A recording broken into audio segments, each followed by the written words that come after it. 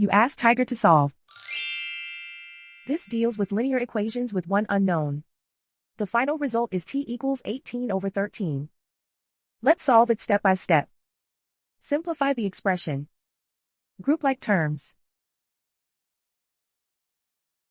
Simplify the arithmetic. Group all constants on the right side of the equation. Subtract 18 from both sides. Simplify the arithmetic.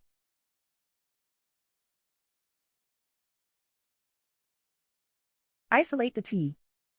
Divide both sides by -13. Cancel out the negatives. Simplify the fraction.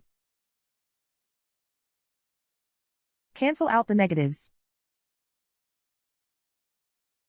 And so the final result is t equals 18/13.